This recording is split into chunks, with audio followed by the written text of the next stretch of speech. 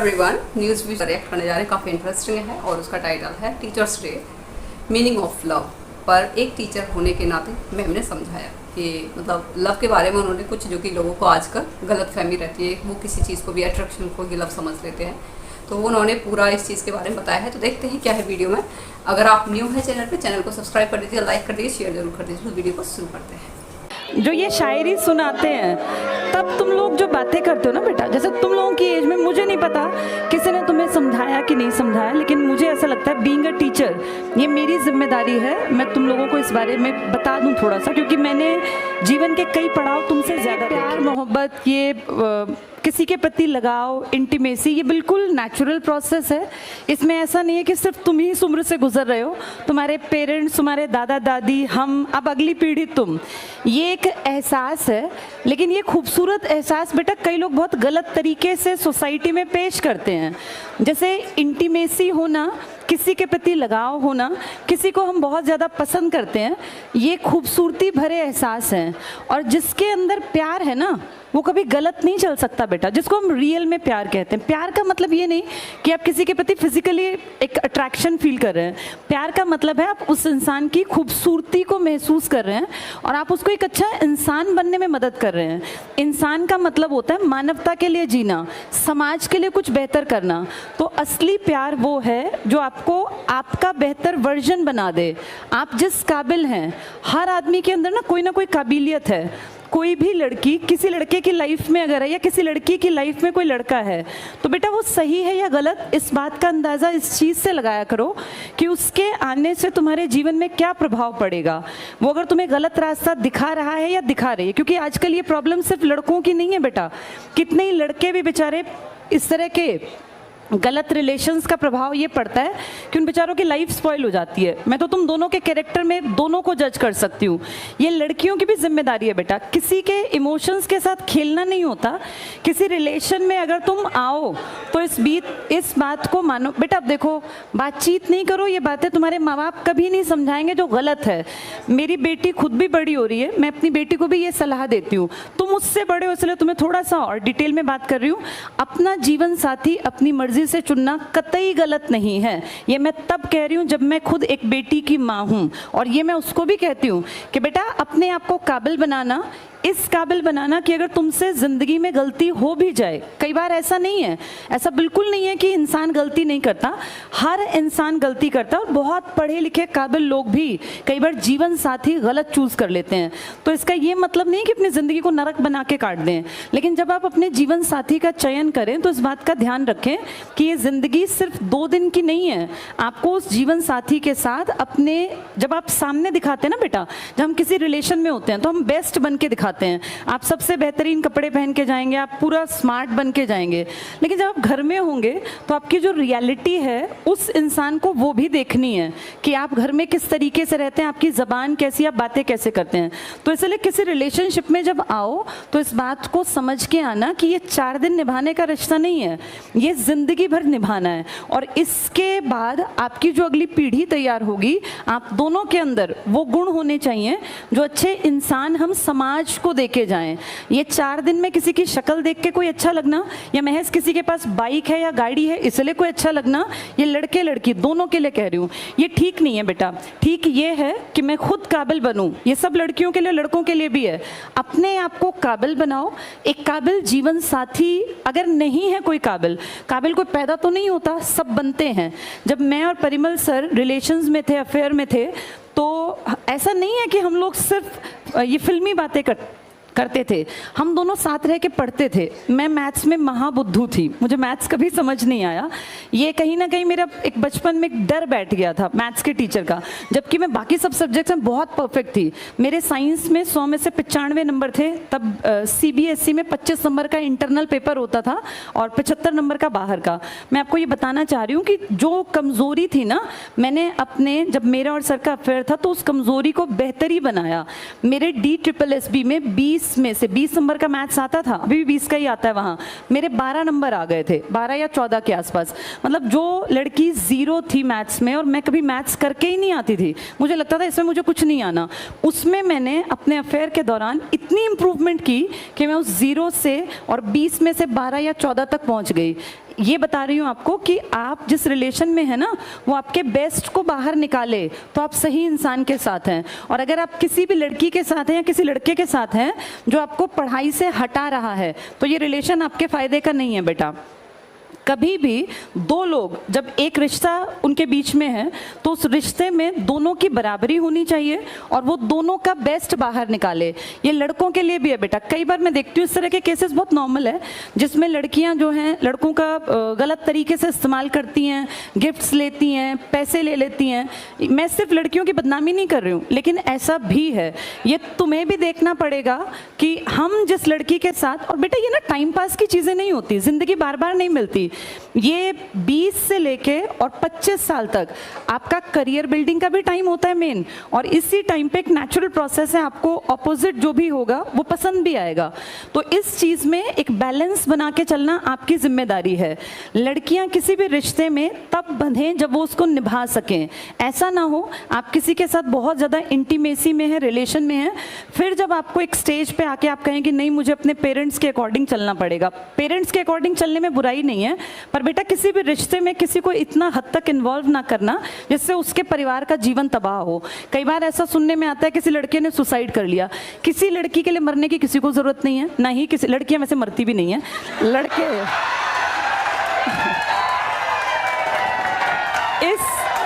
इस मामले में लड़के थोड़े ज़्यादा इमोशनल हो जाते हैं बेटा।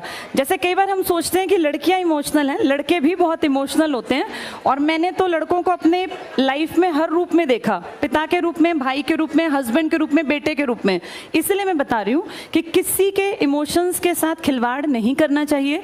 पहले ये कहानी सिर्फ लड़कों के बाट पर थी कि लड़के ऐसा करते हैं, लेकिन आज हम देखते हैं बहुत सारे रिलेशंस में लड़कियां भी गलत हैं। ये सबको मिलके समझना है। एक खूबसूरत रिश्ता वो है जिसमें बराबरी का एहसास हो, कोई किसी को बेवकूफ़ ना बनाए बेटा। ये विश्वास पे टिकती हैं चीज़ें, और ट्रस्ट दोबारा नहीं पैदा होता। किसी भी इंसान पे दोबारा ट्रस्ट नहीं होगा। जहाँ फेथ नहीं है वहाँ रिलेशंस नहीं बनाने चाहिए, वहाँ रिश्ते आगे नहीं बढ़ाने चाहिए। रिश्ता सबसे खूबसूरत वो है जो आपके बेस्ट को बाहर निकाले। अगर आपको कोई पढ़ाई से रोकता है, कोई आपको ये कहे कि चलो चैटिंग कर लेते हैं, पढ़ाई बाद में हो जाएगी, तो वो तो ये सोचो तुम्हें पीछे ले गया वो, चाहे वो लड़का है चाहे लड़की है।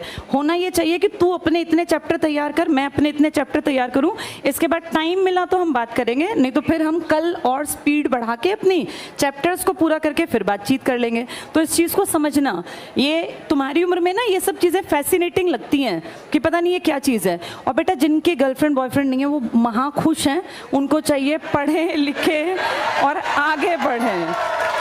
ये कोई ऐसी चीज़ नहीं है कि जिसको हवा बना दिया जाए कि अगर हमारे पास कोई रिलेशन नहीं है तो हम पिछड़े हुए हैं, ऐसा बिल्कुल नहीं है। और ईश्वर ने ना आपके लिए जिसको चुना है वो आपको अपने आप मिल जाना है। बस आप अपने लक्ष्य पे फोकस रखो कि पढ़ना है, लिखना है, काबिल बनना है। All the best.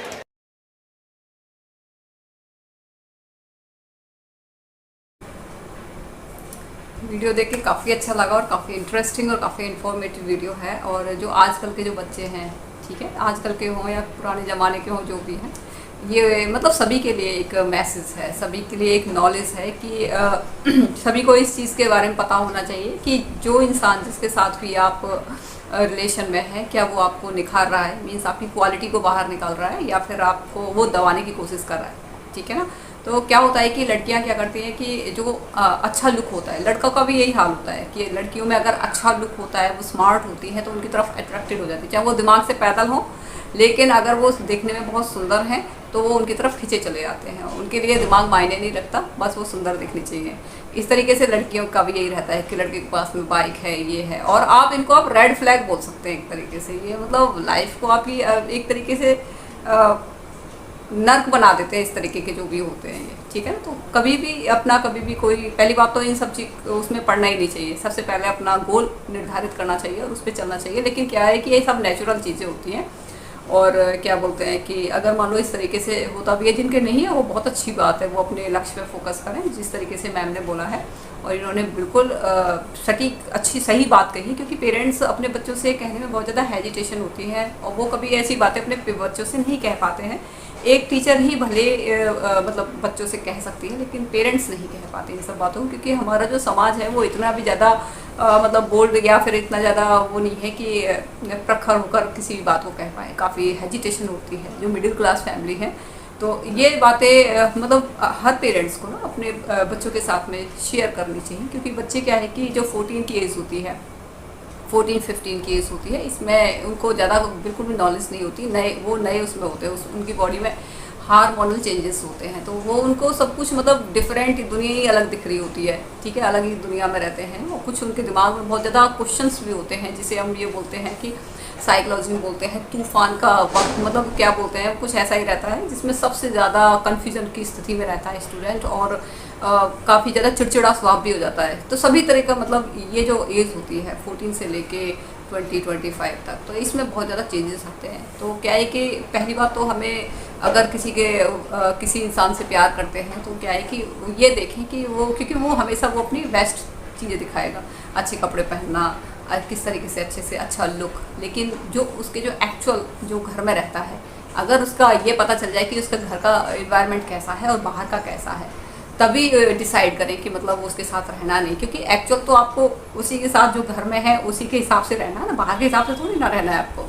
तो ये चीज़ें हैं। और दूसरा ये है कि वो आपको कितनी आपके कैरियर पर फोकस कर रहा है। फीमेल लड़कियाँ होती, मैंने काफ़ी देखा है कि वो उनको गिफ्ट्स बहुत ज़्यादा चाहिए होते हैं, गिफ्ट, लड़कों से गिफ्ट मांगना, ये तो वो सोचती हैं कि, और इस चीज़ पे भी फोकस करना चाहिए कि जो लड़कियां बहुत ज़्यादा गिफ्ट देती हैं या फिर वो उनसे चैटिंग करना या फिर उनको वैसे ही बिजी रखना फालतू की चीज़ों में, घूमने फिरने में, और उनके कैरियर को ख़राब कर देना, ठीक है लड़का। और जब लगता है कि भाई ये तो इसका तो कोई कैरियर भी नहीं बन पाया, और जो गिफ्ट्स वगैरह चाहिए थे वो मिल चुके, चलो इसको साइड से निकालो, कोई दूसरा देखते हैं। तो इस तरीके के लड़कों को भी देखना चाहिए, क्योंकि लड़के क्या होते हैं, बहुत जल्दी अट्रैक्ट हो जाते हैं वो लड़कियों को देख के, कैसी भी मिल जाए बस उनको वो जो है अट्रैक्ट हो जाते हैं। तो उनको भी इस तरीके से सोचना चाहिए, और लड़कियों को भी खास तौर से सोचना चाहिए कि वो जो है कभी भी अगर किसी से भी मतलब प्यार करती हैं, कुछ करती हैं, तो वो देखें कि ये मेरे क्वालिटी को कितना बाहर निकाल सकता है। मैं इस एक तरीके से वो किसी चीज़ में पीछे है और वो उसको उस चीज़ के लिए प्रोत्साहित कर रहा है, भाई आप इस चीज़ को कर सकते हो, और अच्छा कर सकते हो, और अच्छा कर सकते हो।